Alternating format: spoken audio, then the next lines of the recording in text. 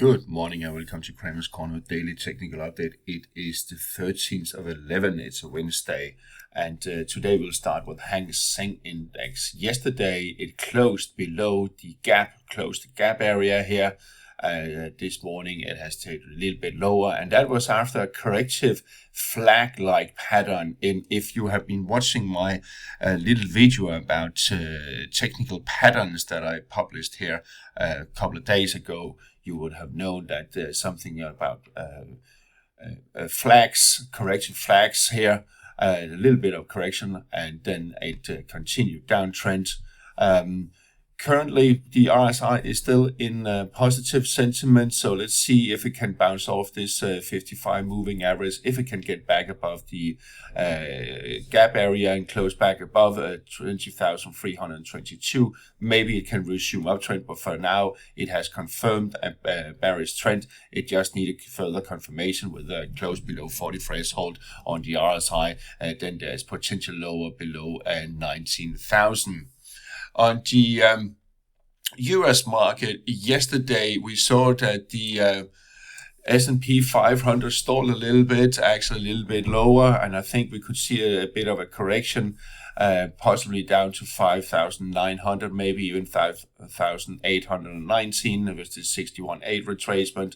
But I don't think it will close this gap here. If it does close that gap here, well, then the support down here around 5,674 could come under pressure. However, there's still positive sentiment on the RSI. There's no divergence indicating likely higher highs after a correction. Pre-market, it is pointing a little bit lower, 0.3%.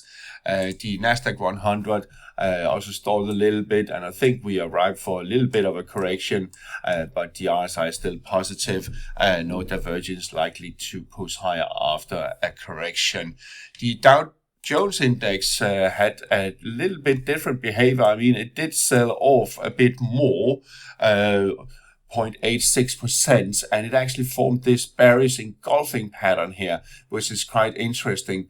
And if we just look at the RSI and at the horizontal line, then we can see, well, there's no divergence, however, and we could push higher after a correction that could take it down to 43,400, maybe a little bit lower, but this gap area here will be key.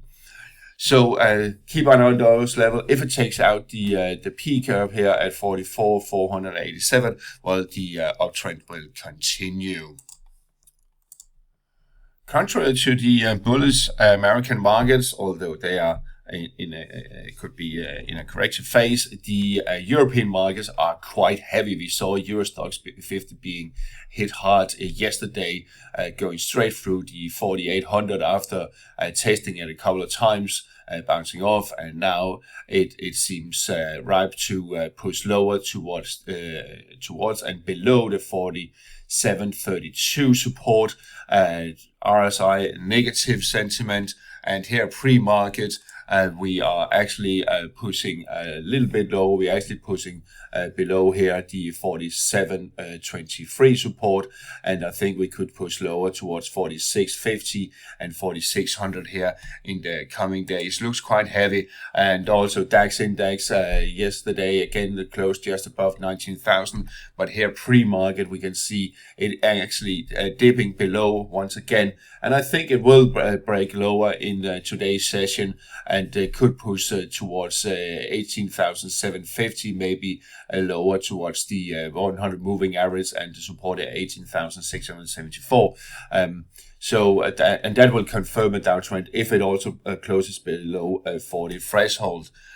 On the RSI, the Amsterdam index got hit yesterday, also taking the index below 873. 858 is the next support. It's not the strongest one, and we can actually see here pre-market it is very close to at 865, actually dipped below 862. So in a downtrend confirmed by the RSI, and looks quite heavy too. Same picture on CAC 4. 40 really, and it actually formed what it seems like a shoulder head shoulder like pattern here. We can see a shoulder, a head, and a shoulder. And again, if you watch the video I put out Monday on traditional technical patterns, you will see how you read the shoulder head shoulder patterns, and then you can take from the top of the head to the neckline. Here we have the neckline, the breakout price, and there's potential down to between 7,100 and 7,100, and maybe even down to spike down to the 7,000 level. So quite heavy here. The RSI has confirmed the bearish move, and here pre-market not much changed. It has not started trading pre-market.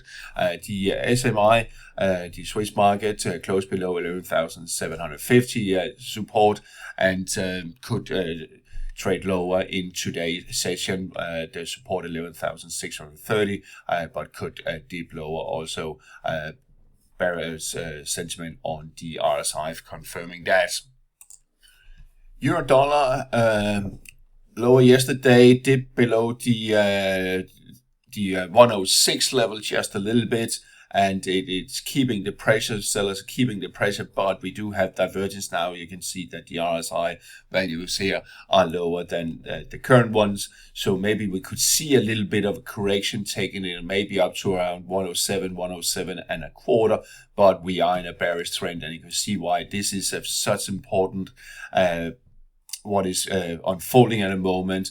If we close the week below 106.65, which I believe we will, well, we are on the way down to 105, 104.50 RSI, currently below 40 threshold, and that is also quite heavy for the euro dollar that seems destined to drop even further in the coming weeks. On cable, the sterling dollar also pushed below 128 yesterday with a massive sell-off, potential now to around 127 and possibly lower, quite heavy. You can see it also took out the rising trend line here on the daily chart on the RSI, also just around the low levels here on the RSI, stalling a little bit, but we are in a bearish trend short term and also medium term, and could push lower towards the 126 level down in this region here, possibly lower. There will be corrections, of course, where we find some support, and we could see some support here around 126.90, maybe a little bit lower. The euro sterling, on the other hand, is bouncing once again after dipping below the 83. It actually closed well below it, dipping lower towards 82.60, almost down to the 82.30 area, but we are down here. Here you can see on the weekly we are down here with the 2022 lows, but a bounce. We are still in a bearish trend. A bounce up to the 38.2 retracement, but we could see it retrace up to, excuse me, up to the 61.8 at 83.75. Dollar yen slowly ticking higher towards the 155.20 resistance, and here on weekly we can see what's actually going on. There is potential up to the 786 retracement of this strong bearish move here that we saw in Q3. At 157 and a change, 157, 1516. So we are up here in this region here, which seems where we are destined to go, especially also if the RSI closes above its falling trend line here. So despite the RSI divergence, we could see dollar yen ticking higher. Key support here at 151.45. Euro yen. Euro yen, on the other hand, that has been a corrective move. Let's just zoom in a little bit so we can see what's actually going on. Dipped below the 163.40, which is the 38.2 retracement of this last leg up there. Bouncing now. We are still in a bullish trend. We are also showing positive sentiment. There's no divergence. So what you can also do, it could be the first clue that it will resume uptrend if the RSI closes back above the falling trend line, and especially above the 60 threshold before it takes out the peak here at 166.70. The first clue or the first indication will most likely be, if it closes back above 60 threshold, that it will take out the this peak here and move towards 168. Also again, still in this slightly rising trend line here, trend channel, positive sentiment. If it moves back above 60 threshold, expect another push higher above 102.5. The sterling yen in this range, tighter and tighter range, and it eventually, I think, it'll break out and possibly to the upside, because we have positive sentiment on the RSI and there is no divergence indicating we're likely to see higher levels. So if the RSI pushes back above 60 threshold, well then the breakout is likely to be bullish, but for the moment a little bit indecisive. Aussie dollar testing the previous this spike down here at 65.12. If it takes it out, well, then we have some support here at 64.70. It's not the strongest one, however, but we are back here in this consolidation area here around where it did trade a lot back in August. It spiked a little bit lower, so that means we could see it push towards 64, but divergence on the RSI, you can see these values here are lower than these ones, but the market over here are also lower. So a little bit of divergence here could indicate a little bit of trend cyclicality. However, we are in a bearish trend, and I think we will push lower in the coming days on Aussie dollars. Dollar Canada, once again, I mean, it spiked a little bit above here the previous peak yesterday. Now it's trying once again. There is positive sentiment, no divergence. It should push higher. And if it takes out 140, then we could see a push to 141. But it is really, it's like struggling for momentum. It's being knocked down. So there's some really strong forces here selling off every time it tries to get up there. But we are still in a bullish trend and should push higher. Sterling Canada, it did finally move, sell off yesterday below the 178.30 support, now trading around the 100 moving average and the lower part of cloud area. The RSI, however, is in a negative sentiment, so I think we'll see 176.80 support being tested fairly shortly. And if it takes out that, well, then we're looking at 175, where we have the 200 moving average of 174 that could come under pressure. Euro Swiss in a tighter and tighter range. Maybe this is the range. This is the triangle-like pattern, but still a 93.30 to the downside and 94.50 to the upside. It needs to break those levels to give an indication of the direction. However, we are below the cloud area, indicating the pressure is to the downside. Dollar Swiss slowly ticking higher, and currently it is breaking above the 88.25 resistance and the 200 moving average, and positive sentiment, no divergence, indicating we're likely to see a push towards 89 and 89.25, and I think it will slowly tick higher here in the next couple of days. It won't be without corrections, but it seems like that's the destination we are moving towards, and the trend seems fairly strong. Dollar index, and I think we need to look at the weekly chart so we have a better understanding what's going on here. We can see on the weekly chart, well, there is potential now up to 107 area. There's a little bit resistance here at 160.33. The RSI has broken above the rising trend line here, so it is indicating likely higher levels, but then we could also be in for a correction. So keep an eye on 106.33 and 107.05. Gold broke bounce out of this rising channel, took out 2700, tested from the other side, the 2708, and sold off. as you probably already know, and now it's trading around the 2600 support area, and this little bit of consolidation area here. We are in a negative sentiment now, so that means now I can delete this trend line here, and I can delete the divergence because that has been cancelled out. So the key question here, I think the next 24 hours or so will be, will it push lower towards 25.46 support and the 100 moving average coming up? It is not unlikely we could see that push down there.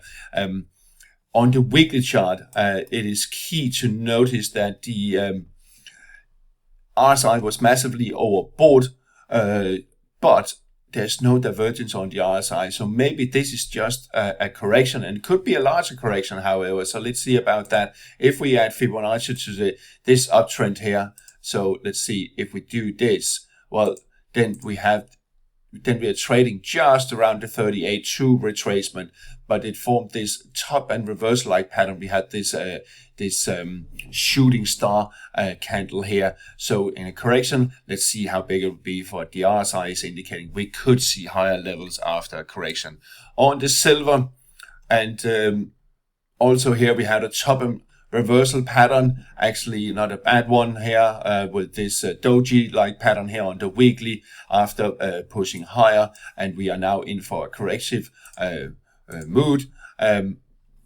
However, it's finding some support here just above $30 and around the 100 moving average. So let's see if it can actually form a bottom and reversal pattern here after shooting lower here in a doji. If we have a positive candle today, and especially I think if it closes back above $30, well, then I think we will see it bounce higher in the coming days towards 32 and more. The RSI currently still in a positive sentiment. So what I will do, and you can do the same, I will actually draw a trend line saying, okay, if it breaks above its falling trend line here on the RSI, then there's a good chance it will keep continuing higher. The copper pushing lower this morning, also after being sold off yesterday, and we could see it push down to 406, 404 in this region where we have fairly strong support, RSI negative. So I think we'll see it push down there. So it could be a little bit of a struggle for copper here in the coming days and weeks. It really needs to get back above 430 for any meaningful reversal, but then we have the 55 coming down 100. So it is really struggling at the moment. It totally changed the picture after taking out 422.5. On the energy side, well, the WTI is pausing a little bit in the sell-off, still above these lows here. RSI above 40, but it was down below here. But it's really not, can't make its mind up, but it needs to close back above 72.34, preferably above 72.50 and above the cloud. But we can see the moving average is starting to declining. I think we will see another pressure lower, which is quite interesting because that gas we are looking at, and we're going to look at in a minute, is showing different behavior. The Brent crude oil also finding a little bit bias here this morning, having taken out the lows here from last week. If it does that, take out the lows here from the end of October, well, then I expect lower levels towards 67. 76.54 is still the level it needs to break above for a bullish move. The Dutch gas spiked a little bit higher here yesterday, but it couldn't hold on above 44 level. But we can see here on the weekly chart, the Dutch TTF gas is still in this rising trend line, and it's been in this rising channel-like pattern here since Q2 this year, and I think it will slowly crawl higher in the coming days and weeks. The Henry Hub gas, US nat gas, is testing the upper falling trend line. If it can take out $3 and close above, we need a close above. It did spike a little bit above. Well, then there's potential up to 360, maybe even higher. On yields, and you have the US 10-year Treasury is US 10-year, well, it is still holding on. Uptrend is intact, and now the RSI also broke above its falling trend line here. I think we could see another test of the 448 level, and if we then zoom in on the weekly, we can see why it is such an important level. We have the upper falling trend line, and we have 448 and a bit. So I would say if it does close above that level, well, then there is potential higher, and we have the RSI being in a positive sentiment also on the weekly. If that scenario plays out, that means we could see higher levels in the coming months. If it takes out 425, then we are in for a correction that could take it a little bit lower. But look at this, all moving averages they are pushing higher. The 2-year, and let's just zoom in here on the 2-year, pushing higher towards 437 and 443 level, and there we have the 200 moving average. Give it a little bit of a lid on it, but we are in a bullish trend. On the UK Gilts, here is the future. It did form this bottom and reversal pattern here in the form of a bullish engulfing, but it couldn't even get up to the 38.2 retracement here at 94.66, and then it turned sour again yesterday. Let's zoom in here, and it could now push lower. And the key thing is also RSI rejected, well, even didn't get up to the 40 threshold. There's no divergence, and it seems like it's resuming downtrend. And here on the weekly, we can see what's going on. We are in a bearish trend, and no divergence on the RSI, which is a negative sentiment, pushing the gilts could push lower towards 91, maybe even 90. And finally, on the EuroBund, EuroBund got rejected yesterday at the 38.2 retracement. Let me just adjust this a little bit. You can see of the entire downtrend here from this double top pattern.